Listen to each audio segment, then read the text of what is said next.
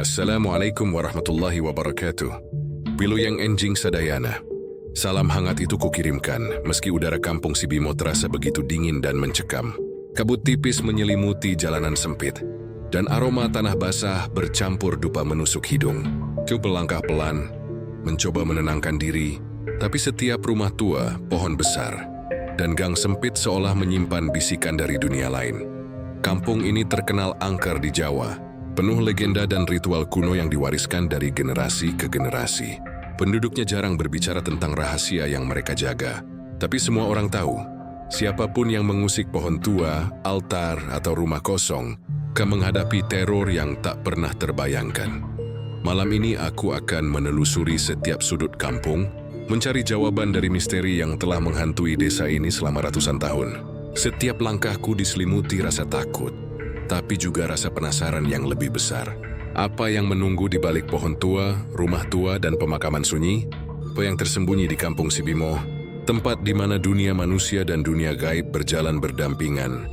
Dengan batas tipis yang hampir tak terlihat, ini bukan sekadar cerita horor.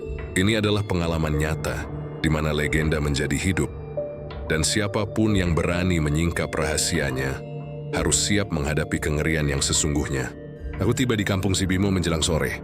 Nama desa ini sudah sering terdengar di berita lokal, namun tak ada yang benar-benar berani masuk. Kampung Sibimo terletak di Desa Brokoh, Kecamatan Wonotunggal, Kabupaten Batang, Jawa Tengah. Konon sejak puluhan tahun lalu kampung ini terkenal angker. Warga luar yang berkunjung biasanya hanya sebentar. Sebagian mengaku merasakan hawa dingin yang tak wajar atau mendengar bisikan di telinga. Sebagian lagi bahkan tidak pernah kembali. Aku datang untuk meneliti fenomena itu, dengan kamera dan buku catatan sebagai perlengkapan utama. Tapi aku merasa persiapan logistik tidak sebanding dengan rasa takut yang perlahan merayapi tubuhku. Begitu melewati gapura kayu tua yang berderit, suasana mulai berubah. Jalanan kampung sempit, hanya bisa dilewati satu mobil kecil, dan rumah-rumah di kiri kanan tampak lama tak direnovasi. Catnya mengelupas, atapnya berlumut, dan beberapa jendela pecah seakan menatapku dengan pandangan kosong. Udara di sini terasa lembab dan berat, seolah setiap helaan napasku diselimuti kabut yang tak kasat mata. Burung tak bersuara, anjing tak menggonggong, hanya suara angin yang memecah keheningan, menggesek daun kering yang berguguran. Aku berjalan menyusuri jalan utama, memperhatikan rumah-rumah yang tampak ditinggalkan. Dari beberapa pekarangan muncul bisikan samar, seakan seseorang membicarakan namaku. Tapi setiap kali aku menoleh, tak ada siapapun. Hati mulai berdebar. Demi aku mencoba menenangkan diri, menganggap ini hanya sugesti dari berita-berita horor yang kubaca. Tapi perasaan aneh itu semakin kuat ketika aku melihat seorang kakek duduk di bangku kayu di depan rumahnya. Matanya kosong menatap lurus ke arahku, tapi bibirnya bergerak tanpa suara. Ku berjalan lebih pelan, menahan rasa ingin menoleh ke belakang. Penduduk lain mulai terlihat, tapi mereka berbeda dari manusia biasa. Seorang wanita paruh-baya berjalan melewatiku. Rambutnya kusut dan pakaian compang-camping. Tatapannya tajam, namun tak ada senyum, tak ada sapaan. Seorang anak kecil berlari melintasi jalan, tapi langkahnya tak menimbulkan suara, dan sekelebat bayangan hitam mengikutinya dari belakang sebelum hilang begitu saja. Aku tersentak menoleh, tapi tak ada siapapun. Sensasi ada yang mengawasi membuat bulu kudukku berdiri. Aku sampai di sebuah warung kecil yang masih buka. Mungkin milik satu-satunya keluarga yang benar-benar tinggal di sini. Bau dupa menyengat menusuk hidung, tapi suasananya aneh. Minuman panas dan makanan disajikan seolah-olah tidak ada tamu. Pemiliknya, seorang wanita tua dengan mata merah seperti menyala di cahaya lampu minyak, menatapku dengan tajam. Ku mencoba menyapa, tapi suara-suaraku terdengar asing di telingaku sendiri. Mau nginap? Atau cuma sebentar? Tanyanya datar. Aku mengangguk pelan, mencoba meyakinkan diri untuk tetap tenang. Wanita itu hanya menatap sejenak, lalu menunjuk rumah tua di ujung jalan. Di sana ada kamar, tapi jangan keluar malam-malam, jangan ganggu yang tak boleh diganggu, ucapnya dengan suara bergetar. Aku mengangguk lagi, berjalan ke rumah yang ditunjuk. Setiap langkah terasa berat, seperti ada tekanan yang menekan dada. Sesampainya di depan rumah, aku menghentikan langkah. Pintu rumah tua itu terbuka sedikit, dan dari dalam terdengar suara langkah kaki yang bergema di lantai kayu. Aku menelan ludah, mencoba menenangkan diri. Aku tidak tahu apakah itu suara orang atau sesuatu yang lain. Aku melangkah masuk perlahan, menutup pintu di belakang. Suara itu menghilang, tapi keheningan yang menyelimuti rumah lebih menakutkan daripada suara apapun. Bau tanah basah dan kayu lapuk memenuhi ruangan, dan angin malam meniup melalui celah-celah dinding, membuat pintu berderit sendiri. Aku menyalakan senter dan melihat sekeliling. Ruangan itu tampak kosong. Hanya ada kasur tipis di sudut dan meja tua yang penuh debu. Namun ada sesuatu yang aneh. Di dinding, ada simbol aneh yang terukir samar. Bentuknya tak kukenal, tapi menimbulkan rasa takut yang mendalam. Setiap kali aku mencoba mendekat, seolah ada kekuatan yang menahan langkahku. Tuaku menunduk menuliskan sedikit catatan. Mencoba tetap rasional. Ini pasti simbol ritual lama, gumamku dalam hati. Tapi suara itu terdengar seperti bisikan dari dinding sendiri. Ku menoleh, tapi ruangan tetap kosong. Malam itu tidur hampir mustahil. Angin malam membawa suara-suara aneh, seperti tangisan bayi, tawa orang dewasa, dan suara langkah yang bergema di seluruh rumah. Aku menutup mata, mencoba berpura-pura tidur, tapi rasa diawasi tak kunjung hilang. Dalam setengah tidur, aku merasa ada sosok berdiri di ujung kamar, menatapku dengan mata merah yang menembus kegelapan. Aku ingin menjerit, tapi suara tak keluar. Aku hanya bisa menekap mulut dan menunggu. Sosok itu tidak bergerak, hanya menatap. Saat fajar mulai muncul, sosok itu perlahan menghilang, meninggalkan rasa dingin yang menembus tulang. Pagi itu aku memutuskan untuk keluar rumah dan menelusuri kampung lebih jauh. Tapi satu hal pasti, kampung ini berbeda. Angkernya bukan hanya cerita, dari sesuatu yang hidup, mengawasi dan menunggu. Aku merasa ini baru permulaan dari perjalanan panjang yang penuh teror dan misteri. Dan aku tahu, setiap langkahku di kampung ini akan membuatku semakin dekat dengan rahasia yang seharusnya tetap terkubur. Pagi itu udara di kampung Sibimo terasa lebih berat daripada sebelumnya. Aku meninggalkan rumah tua tempatku menginap dengan langkah hati-hati, mencoba menenangkan diri setelah malam penuh teror. Setiap sudut desa masih menyisakan bayangan gelap yang tampak bergerak sendiri. Jalanan sempit berbatu, ditumbuhi rerumputan liar, menambah kesan sunyi dan menakutkan. Beberapa rumah terlihat kosong, tetapi udara di sekitarnya terasa berbeda, seolah setiap bangunan memiliki jiwa sendiri, mengawasi siapapun yang lewat. Aku melangkah menuju rumah kosong, yang disebut-sebut warga sebagai rumah Pak Lurah, meski tak ada satupun yang pernah melihat pemiliknya selama bertahun-tahun. Rumah itu berdiri di ujung kampung, beratap genteng tua, dindingnya retak dan berlumut, dan pintu kayunya terlihat rapuh seperti bisa roboh kapan saja. Konon setiap orang yang memasuki rumah itu mendengar bisikan, langkah kaki, atau suara tangisan tanpa sumber jelas. Beberapa orang bahkan menolak lewat jalan ini setelah matahari terbenam. Aku menatap rumah itu dari kejauhan, mencoba mengatur napas. Hatiku berdebar, tapi rasa ingin tahu lebih kuat. Aku melangkah mendekat. Setiap langkah menimbulkan suara berderit dari bebatuan yang kuginjak. Udara semakin dingin, meski matahari mulai menanjak. Begitu aku mencapai pintu depan, sejenak aku ragu. Pintu itu sedikit terbuka, seolah menunggu kedatanganku. Ku menghela napas, kemudian mendorongnya perlahan. Pintu itu berderit panjang, menimbulkan gema yang terdengar seperti tertawa halus di telinga. Di dalam, suasana lebih menakutkan daripada yang kubayangkan. Ruangan berdebu dengan perabotan tua yang nyaris hancur. Sebuah meja panjang di tengah tampak dipenuhi sisa-sisa dupa yang sudah hangus. Di pojok, ada kursi goyang yang bergerak perlahan meski aku tidak menyentuhnya. Setiap langkahku menimbulkan bunyi yang aneh, seperti lantai kayu mengerang di bawah berat pengawasan tak terlihat. Angin malam masih terasa meski pintu tertutup rapat, membawa aroma tanah basah dan sesuatu yang tak bisa kutentukan. Aku menyalakan senter, memeriksa tiap sudut. Tiba-tiba, aku melihat bayangan samar melintas di dinding. Aku menoleh cepat, tetapi ruangan tetap kosong. Suara langkah kaki terdengar lagi. Kali ini lebih jelas, seolah ada orang lain di sini. Hatiku berdebar, tetapi aku terus maju, menelusuri lorong sempit rumah itu. Di dinding, Ada simbol aneh yang sama seperti yang kulihat di kamar penginapan. Lingkaran bersilang dengan ukiran halus yang tampak hidup di bawah sorot senter. Aku memeriksa simbol itu lebih dekat. Ada sesuatu yang tidak wajar. Udara di sekitarnya terasa bergetar, dan napasku seperti tertahan. Seketika suara tawa lembut terdengar dari lantai atas. Aku menoleh ke tangga kayu yang rapuh, dan melihat bayangan seorang wanita dengan rambut panjang. Wajahnya tertutup tirai rambut, menatap lurus ke arahku. Aku membeku. Saat aku mencoba bergerak, bayangan itu menghilang, meninggalkan hawa dingin yang menembus tulang. Aku naik ke lantai atas dengan hati-hati. Setiap anak tangga berderit, dan seolah-olah lantai bergetar di bawah kakiku. Di ujung koridor terdengar suara bisikan yang berulang-ulang. "Pergi, jangan ganggu, jangan ganggu." Aku menelan ludah, menulis catatan dengan tangan gemetar. Namun dirasa ingin tahu mendorongku lebih jauh. Di salah satu kamar, aku menemukan lemari tua yang terbuka sedikit. Dari dalam, terdengar suara berdeham lembut, seperti ada yang menarik nafas berat.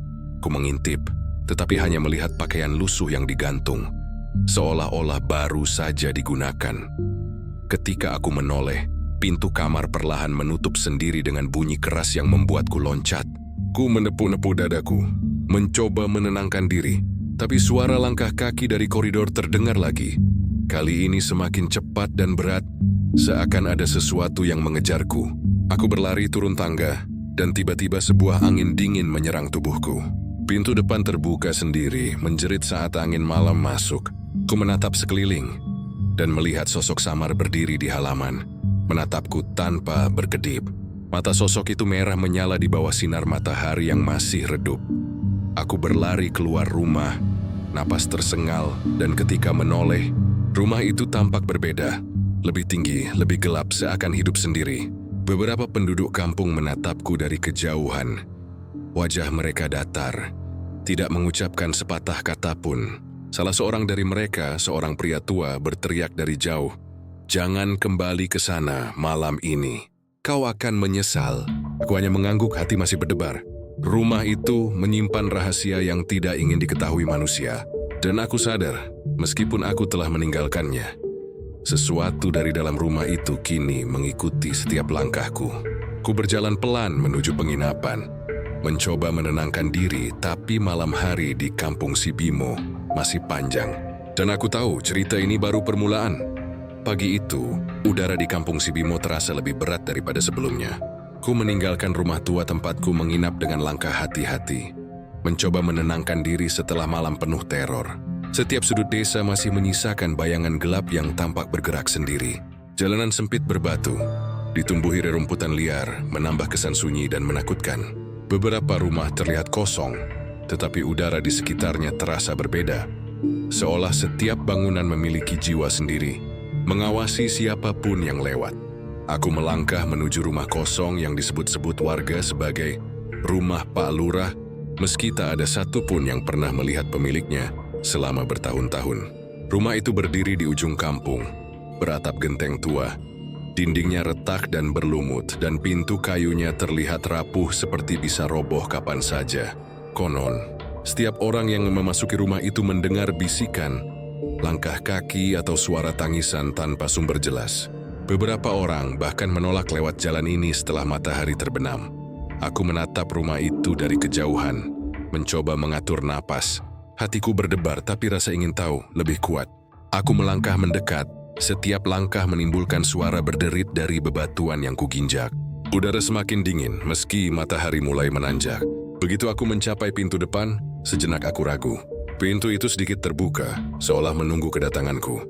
Ku menghela napas, kemudian mendorongnya perlahan. Pintu itu berderit panjang, menimbulkan gema yang terdengar seperti tertawa halus di telinga. Di dalam, suasana lebih menakutkan daripada yang kubayangkan. Ruangan berdebu dengan perabotan tua yang nyaris hancur. Sebuah meja panjang di tengah tampak dipenuhi sisa-sisa dupa yang sudah hangus.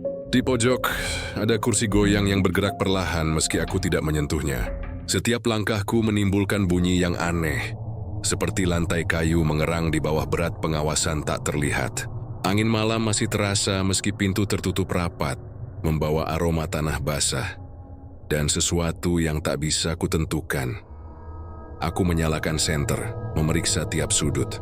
Tiba-tiba aku melihat bayangan samar melintas di dinding. Aku menoleh cepat, tetapi ruangan tetap kosong. Suara langkah kaki terdengar lagi, kali ini lebih jelas seolah ada orang lain di sini. Hatiku berdebar, tetapi aku terus maju menelusuri lorong sempit rumah itu. Di dinding ada simbol aneh yang sama seperti yang kulihat di kamar penginapan. Lingkaran bersilang dengan ukiran halus yang tampak hidup di bawah sorot senter. Aku memeriksa simbol itu lebih dekat.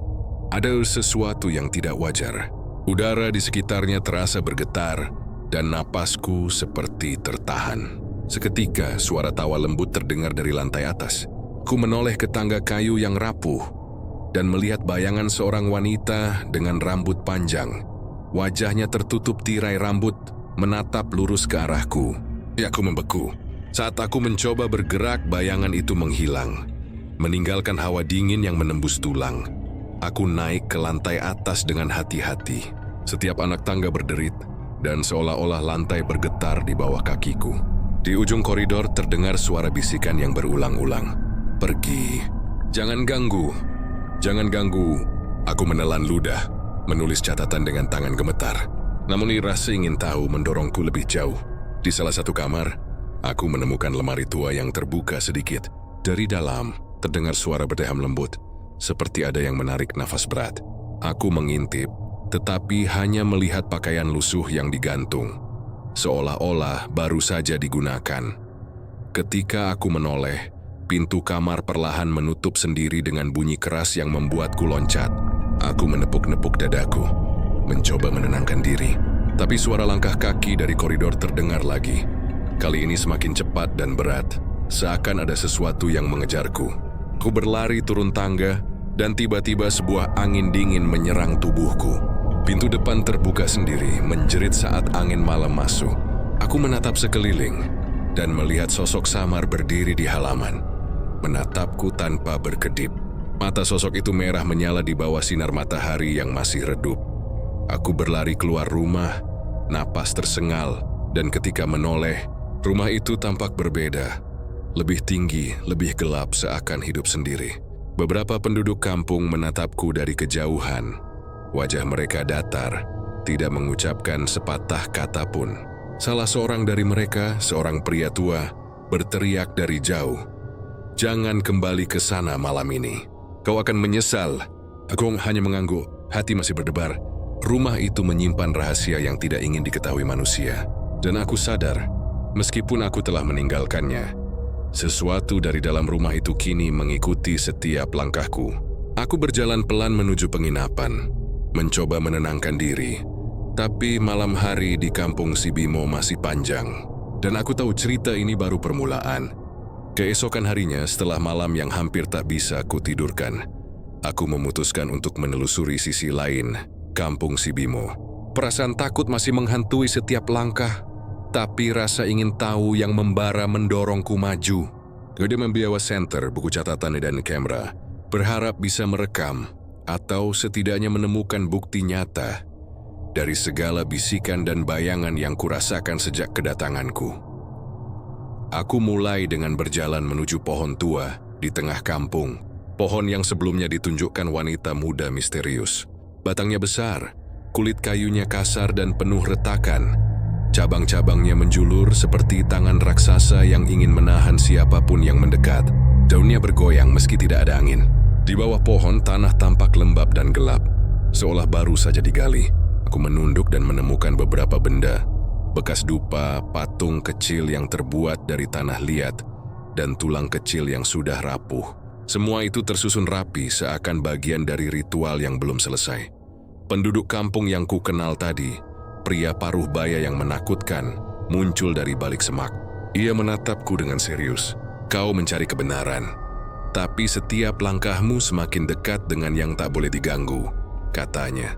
Kami bertanya lebih lanjut tentang pohon dan simbol-simbol aneh, tapi ia hanya menggeleng. Legenda lama ini bukan untuk dijadikan cerita ringan. Mereka yang mengusik biasanya tidak kembali sama. Aku menelusuri gang sempit di sisi kampung, sampai menemukan rumah yang lebih tua dan terlantar dari rumah-rumah lain. Di dalam, dinding-dindingnya dipenuhi coretan simbol yang serupa dengan yang kulihat di rumah penginapan. Ada catatan-catatan tua di meja, kertas yang sudah menguning, bertuliskan mantra dan ritual yang sulit kubaca. Aku mencoba menafsirkan dan menemukan bahwa kampung ini pernah menjadi pusat pesugihan dan ritual gaib ratusan tahun lalu. Para leluhur kampung konon membuat perjanjian dengan makhluk gaib untuk melindungi desa dari musibah, namun dengan harga tertentu, korban dan tumbal yang harus diberikan secara berkala.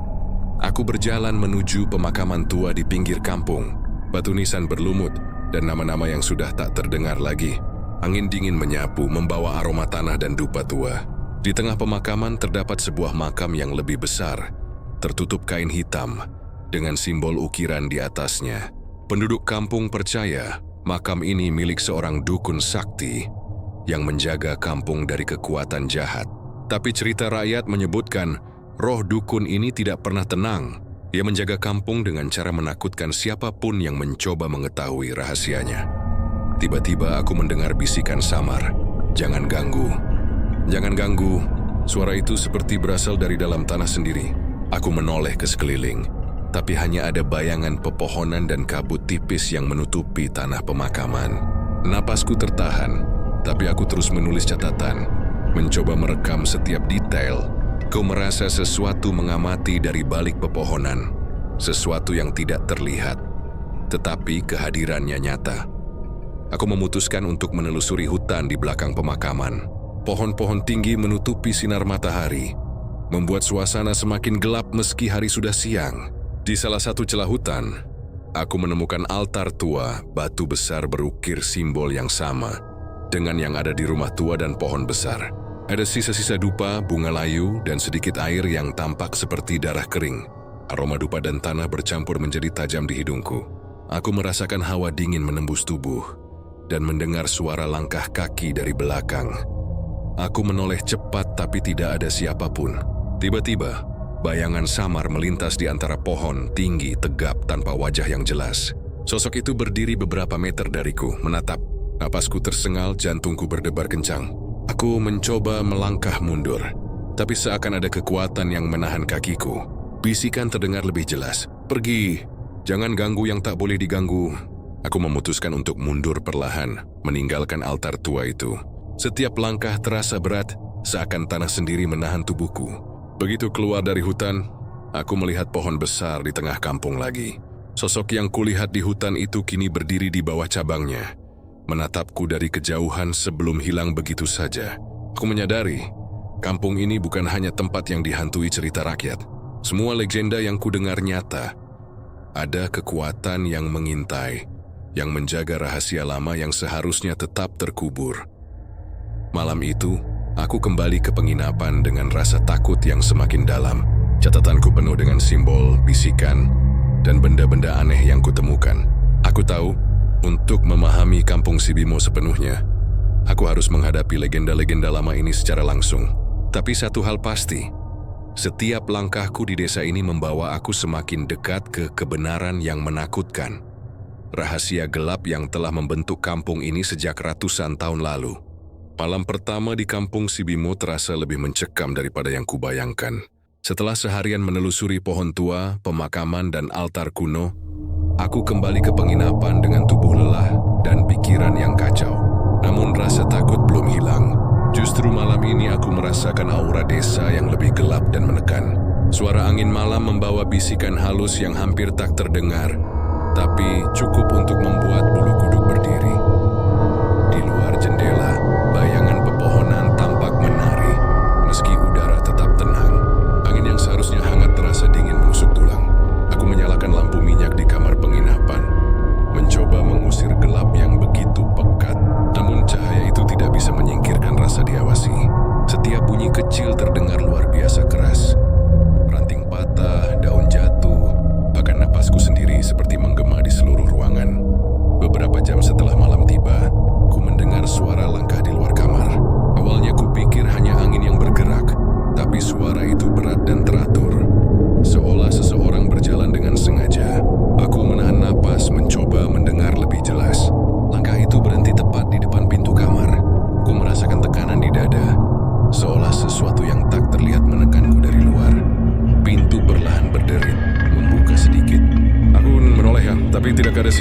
sana. Hanya gelap pekat yang menatapku. Lalu terdengar suara lembut, hampir seperti bisikan anak kecil. Pergi, jangan ganggu. Aku menelan ludah dan detak jantungku terasa ingin meledak. Ku mencoba bergerak, tapi kaki rasanya berat, seakan tanah menahan setiap langkahku. Tiba-tiba, angin dingin berhembus melalui celah jendela.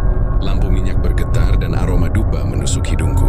Aku menutup mata sejenak, mencoba menenangkan diri. Saat ku buka lagi, kulihat sosok samar berdiri di sudut kamar. Tingginya lebih dari manusia biasa. Wajahnya tertutup bayangan, tapi matanya merah menyala, menembus kegelapan. Ku ingin menjerit, tapi suara tak keluar. Sosok itu hanya menatap diam namun penuh ancaman. Bayangan itu bergerak mendekat perlahan, seolah menimbang setiap langkahnya. Tubuhku gemetar hebat, tapi naluri bertahan hidup memaksaku untuk tetap tenang. Ku menulis catatan di buku yang ku genggam. Tangan bergetar, mencoba merekam semua yang kulihat. Sosok itu berhenti beberapa meter dariku. Lalu suara itu terdengar lagi, kali ini lebih jelas. Kau tahu terlalu banyak, kau akan ikut tersesat. Aku menunduk, menahan napas dan mencoba berpikir rasional. Mungkinkah ini hanya halusinasi akibat kelelahan dan ketegangan?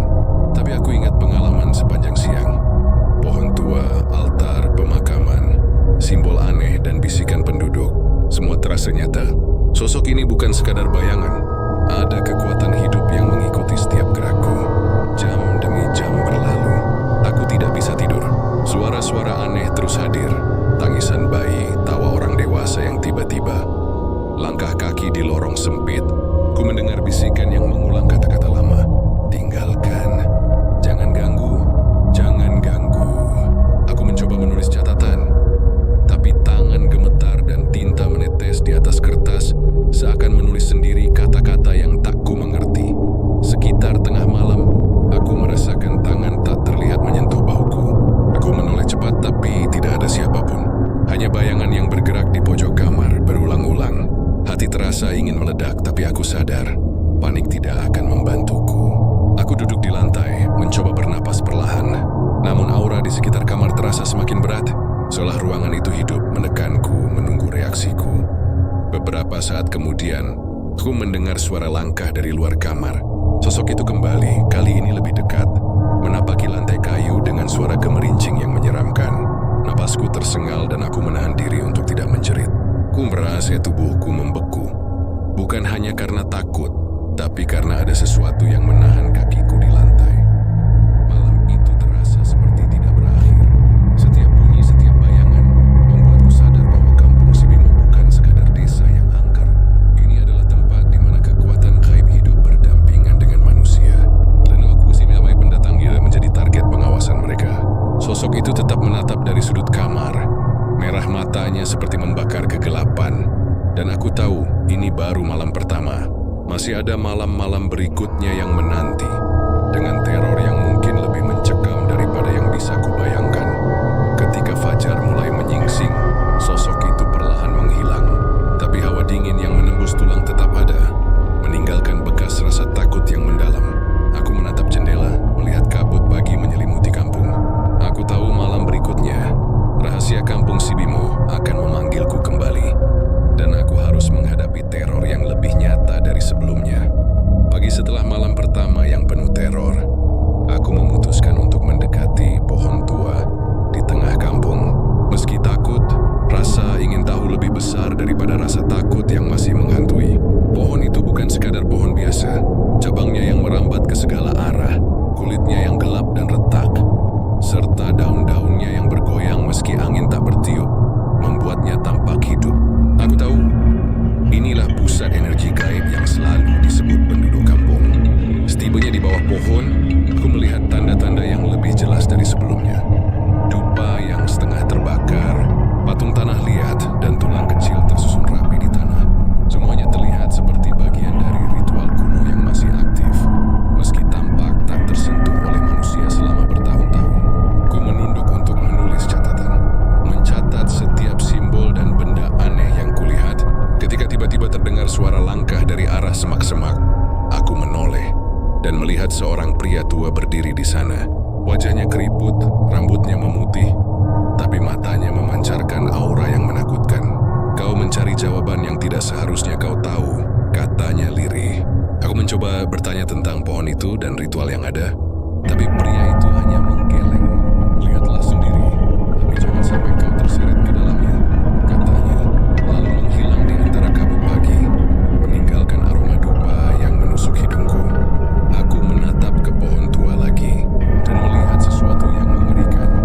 Bayangan gelap bergerak di sekitar akar pohon, seolah ada makhluk yang hidup di bawah tanah. Saat aku melangkah lebih dekat, bayangan itu tiba-tiba muncul di hadapanku. Sosok tinggi, tubuhnya gelap, wajahnya samar, tapi matanya merah menyala seperti bara api. Ku menahan napas, tak berani bergerak.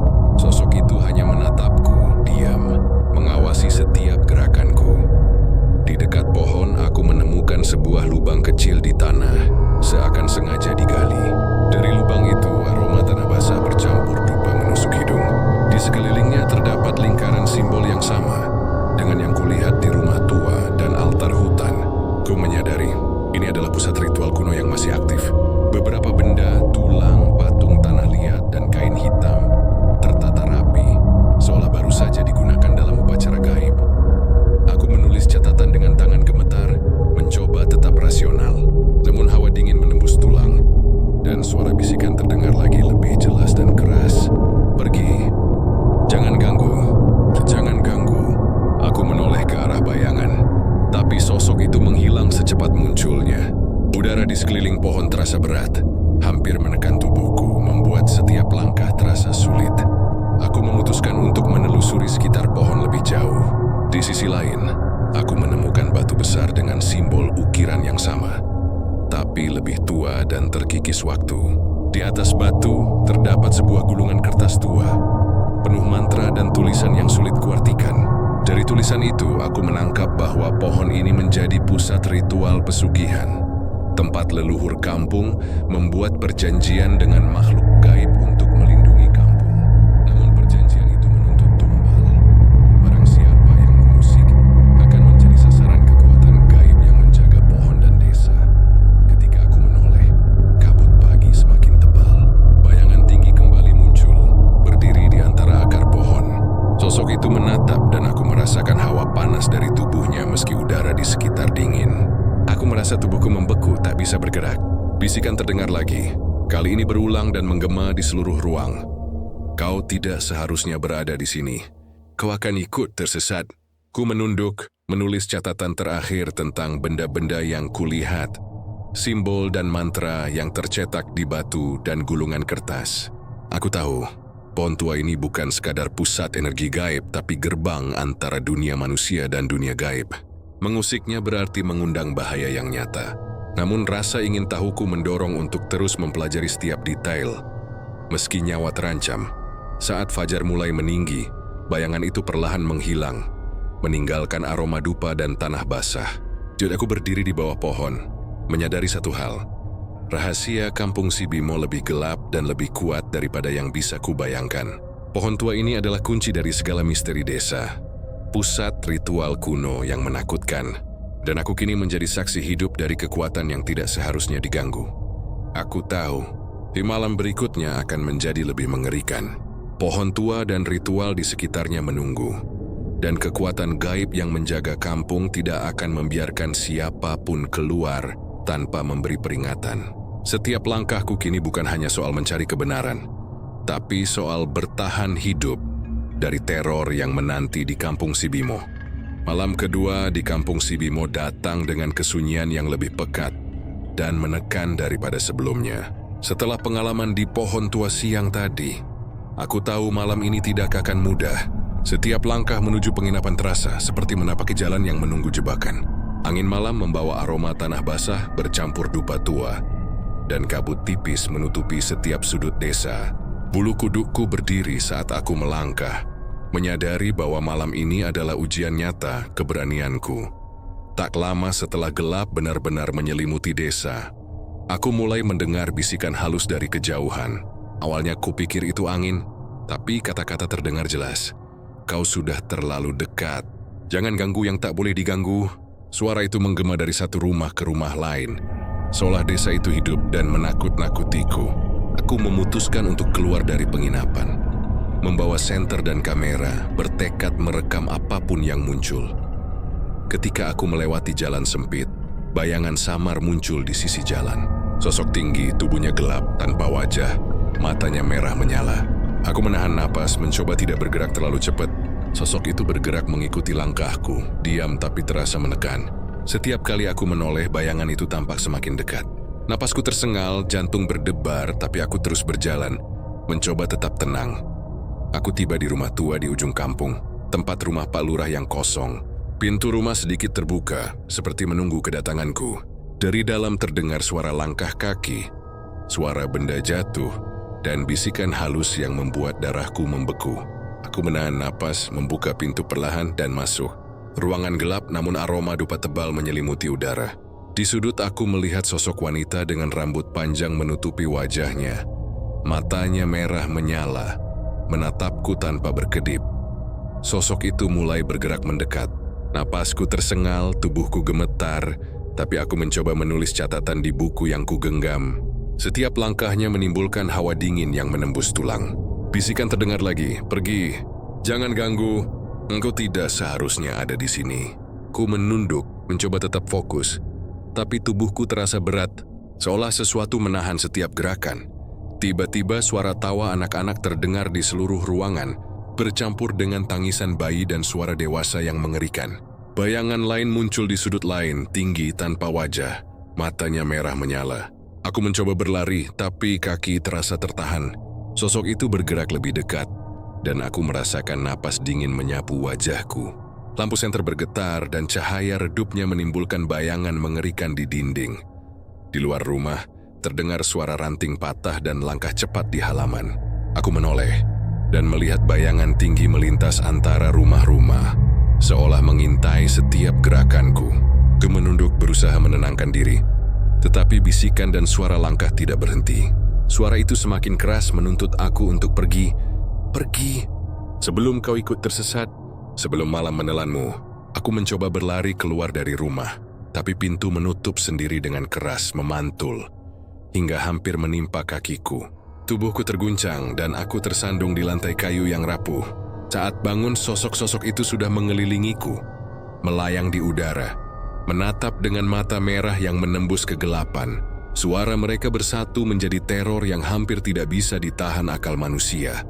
Tangisan, tawa, bisikan, semuanya bercampur menjadi satu simfoni horor yang mencekam. Aku merasakan hawa panas dan dingin bergantian, menembus setiap pori tubuhku. Napasku tersengal, tangan gemetar, dan aku sadar, malam ini kampung Si Bimo memperlihatkan kekuatannya yang sebenarnya. Semua legenda, semua cerita kini hidup di hadapanku. Pohon tua, altar, rumah kosong, dan penduduk yang bukan sekadar manusia. Mereka menuntut rasa hormat, ketakutan, dan pengakuan bahwa aku hanyalah tamu di dunia mereka.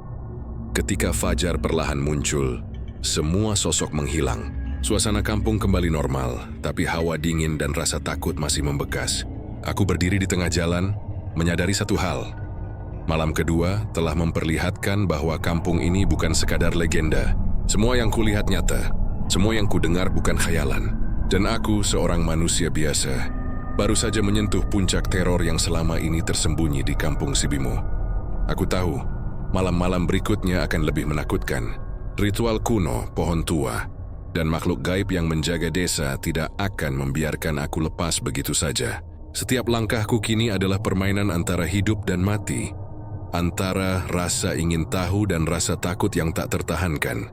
Kampung Si Bimo telah menunjukkan wajahnya yang paling gelap, dan aku harus bersiap menghadapi malam-malam yang lebih mencekam dari ini. Keesokan harinya, aku masih terguncang oleh malam kedua yang penuh teror.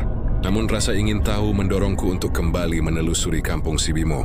Aku memutuskan menelusuri lorong-lorong sempit yang jarang dilewati penduduk, berharap menemukan petunjuk lebih jelas tentang legenda dan ritual kuno yang menjaga kampung ini.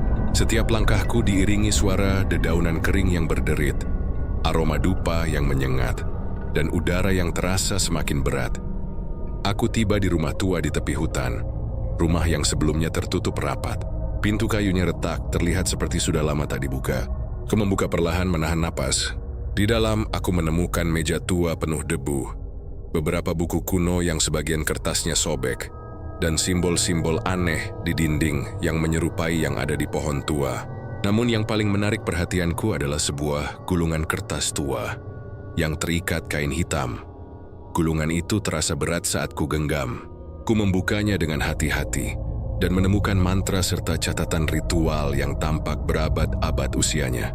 Dari tulisan itu aku menyadari bahwa kampung Sibimo dibangun di atas tanah yang dianggap keramat. Pohon tua, altar, dan makam dukun sakti bukan sekadar simbol.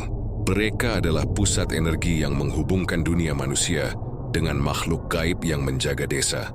Ritual kuno dilakukan untuk menyeimbangkan kekuatan ini, dan setiap gangguan bisa membangkitkan entitas yang terkutuk. Saat aku menatap gulungan itu lebih lama, udara di ruangan tiba-tiba berubah. Suasana menjadi dingin menusuk, dan bayangan gelap muncul di sudut kamar. Sosok tinggi, tubuhnya gelap, matanya merah menyala, berdiri diam menatapku. Napasku tersengal, jantung berdebar kencang. Aku menutup gulungan dan mencoba mundur. Tapi seakan ada kekuatan yang menahanku. Bisikan terdengar, "Kau tidak seharusnya mengetahui ini. Kau akan ikut terseret." Aku menoleh ke sekeliling dan melihat bayangan lain muncul dari setiap sudut ruangan. Jemaisi Sriksila perlahan melayang dan seolah menahan langkahku. Aku merasakan hawa panas dan dingin bergantian, menyentuh kulit dan menembus tulang. Semua simbol, altar, dan benda-benda di rumah ini hidup dalam kesadaran mereka sendiri. Aku menulis catatan sambil bergetar, mencoba tetap rasional, meski akal sehat sulit bertahan menghadapi realitas ini. Setelah beberapa saat, aku menemukan sebuah lorong kecil di belakang rumah, tersembunyi di balik rak buku tua. Lorong itu sempit, gelap, dan berbau tanah basah. Aku menyalakan senter dan melihat ujung lorong tertutup pintu kayu kecil. Dari celah pintu terdengar bisikan lembut, "Jangan ganggu, jangan ganggu." Namun rasa ingin tahu mengalahkan ketakutan. Ku mendorong pintu perlahan, dan di baliknya, aku menemukan ruangan rahasia yang dipenuhi benda-benda terkutuk. Boneka tanah liat, tulang kecil, dupa setengah terbakar, dan simbol kuno yang bersinar samar di cahaya senter. Di tengah ruangan, terdapat altar kecil yang memancarkan aura gelap. Di atasnya tersusun benda-benda yang tampak seperti persembahan. Darah kering, patung kecil, dan kain hitam. Ku merasakan hawa menekan dari altar itu, seolah ada mata yang mengawasi setiap gerakanku. Bayangan tinggi yang sebelumnya kulihat kini berdiri di depan altar. Matanya menembus kegelapan. Aku merasa tubuhku membeku, tak bisa bergerak. Bisikan terdengar lagi, kali ini bergema keras. "Kau sudah mengetahui rahasia kami. Kau akan ikut terseret ke dalam kutukan." Ku mencoba mundur, tapi kaki terasa berat seakan tanah sendiri menahanku. Sosok itu melangkah lebih dekat, dan aku merasakan napas dingin menyapu wajahku. Lampu senter bergetar, dan bayangan-bayangan lain muncul di sekitar ruangan, menari di dinding dengan gerakan yang menakutkan. Aku tahu, ritual kuno ini tidak hanya simbolik. Ada kekuatan nyata yang hidup, mengamati dan menuntut penghormatan. Dengan sekuat tenaga, aku memutuskan untuk mengabaikan ketakutan dan menulis semua yang kulihat di buku catatan. Setiap simbol, setiap benda, setiap bisikan terdokumentasi, meski tangan gemetar dan jantung hampir lepas. Ku tahu, penemuan ini bisa menjadi bukti nyata tentang misteri kampung Sibimo, sekaligus peringatan bahwa rahasia kuno ini tidak boleh diganggu sembarangan. Saat fajar mulai menyingsing, sosok itu dan bayangan-bayangan lain menghilang, meninggalkan aroma dupa dan tanah basah. Ku berdiri di lorong gemetar, menyadari bahwa malam berikutnya akan lebih berbahaya. Rahasia terkutuk yang baru saja kutemukan adalah inti dari kekuatan gaib kampung ini. Dan aku, sebagai manusia biasa, kini menjadi saksi sekaligus target dari kutukan yang telah hidup selama ratusan tahun di kampung Sibimo. Malam terakhir di kampung Sibimo terasa lebih pekat dan menakutkan daripada malam-malam sebelumnya. Setelah penemuan terkutuk di balik pohon tua dan altar rahasia, aku tahu malam ini akan menjadi ujian terberat. Setiap langkah di jalan sempit kampung seperti menapaki dunia lain. Angin malam membawa aroma tanah basah bercampur dupa. Kabut tipis menutupi setiap sudut, dan suara bisikan terdengar dari segala arah. Aku memutuskan untuk kembali ke pohon tua, tempat pusat energi kampung. Setiap langkah terasa berat, Seakan tanah sendiri menahan tubuhku. Bayangan-bayangan samar mengikuti di pinggir mataku. Tiba di bawah pohon, aku melihat sosok tinggi yang sebelumnya kulihat di rumah tua dan lorong rahasia. Matanya merah menyala menembus kegelapan, dan tubuhnya tampak bergerak pelan namun pasti, seperti menunggu kedatanganku. Aku menelan ludah, mencoba tetap tenang, tapi napasku tersengal. Sosok itu melangkah lebih dekat, dan aku merasakan hawa panas serta dingin bergantian, menembus tulang. Bisikan terdengar keras kali ini bergema di seluruh kampung. Kau sudah tahu terlalu banyak. Misi kau akan ikut terseret? Ku menunduk berusaha menulis catatan terakhir di buku, tapi tangan gemetar. Tiba-tiba bayangan lain muncul di sekeliling pohon. Sosok-sosok itu tinggi tanpa wajah, dengan mata merah yang menembus gelap. Mereka bergerak mengelilingi, menutup jalan keluar. Aku sadar, malam ini bukan sekadar uji keberanian. Ini adalah konfrontasi langsung dengan kekuatan gaib yang menjaga kampung Sibimo. Napasku tersengal, tubuhku gemetar, tapi naluri bertahan hidup memaksaku untuk tetap fokus. Aku mengingat gulungan mantra yang kutemukan di rumah tua. Dengan tangan gemetar, aku membaca mantra pelindung perlahan. Suara bisikan memuncah, terdengar seperti teriakan ribuan makhluk sekaligus. Angin dingin menyapu tubuhku. Lampu senter bergetar dan kabut di sekitar pohon tampak menebal. Sosok-sosok itu mulai mundur sedikit, seolah terganggu oleh mantra yang kuucapkan. Namun satu sosok tetap diam, menatap langsung ke arahku. Aku menyadari, makhluk itu adalah inti dari energi gaib kampung. Penunggu pohon tua dan altar kuno. Tubuhnya tinggi gelap dan aura yang memancar menakutkan. Kiwi bergerak mendekat, dan aku merasakan tekanan yang menembus seluruh tubuh. Detak jantungku hampir lepas, tapi aku terus membaca mantra, menahan napas, dan berdoa dalam hati agar selamat. Setelah beberapa menit terasa seperti selamanya, sosok itu berhenti. Napasku tersengal, tangan gemetar, dan tubuhku basah oleh keringat dingin. Perlahan, bayangan itu mundur ke arah pohon, dan makhluk-makhluk lain menghilang satu persatu, meninggalkan aroma dupa dan tanah basah. Aku menatap sekeliling, menyadari bahwa malam ini aku berhasil bertahan dari konfrontasi langsung dengan kekuatan gaib yang menakutkan. Aku menyadari, meski selamat, kampung ini tetap berbahaya. Rahasia yang kutemukan adalah inti dari energi gaib yang telah menjaga desa selama ratusan tahun. Aku harus meninggalkan kampung Sibimo sebelum malam berikutnya membawa teror yang lebih mengerikan. Dengan napas tersengal, aku berlari melewati jalan sempit kabut tebal dan bayangan pepohonan yang tampak hidup. Sosok-sosok samar mengikuti di pinggir mataku, tapi mantra pelindung di hatiku membuat mereka tidak berani mendekat terlalu jauh. Setibanya di batas kampung, aku menoleh sekali lagi. Pohon tua dan rumah tua tampak tenang, seolah menunggu kedatangan tamu berikutnya. Ku merasakan campuran ketakutan dan kekaguman. Kampung Sibimo adalah tempat di mana dunia manusia dan dunia gaib hidup berdampingan dengan batas tipis yang hanya bisa dirasakan oleh mereka yang berani menyingkap rahasianya. Aku meninggalkan kampung itu dengan tubuh lelah dan pikiran kacau, membawa catatan dan bukti dari pengalaman horor yang nyaris tak tergambarkan. Setiap langkah menjauh dari desa, aku merasakan ketenangan perlahan kembali. Tapi satu hal pasti, kampung Sibimo akan selalu hidup di ingatanku, dengan pohon tua, altar kuno, dan makhluk gaib yang menjaga rahasia gelapnya. Aku tahu cerita ini bukan hanya tentang keberanian, tapi tentang bertahan hidup menghadapi misteri yang tidak bisa dijelaskan oleh akal manusia. Dan meski aku telah meninggalkan kampung itu, rasa takut dan bisikan malam-malam di Sibimo tetap menghantui, mengingatkanku bahwa dunia gaib selalu ada di sekitar kita, menunggu untuk disingkap oleh mereka yang penasaran, dan mereka yang tidak menghormati batasnya akan membayar mahal.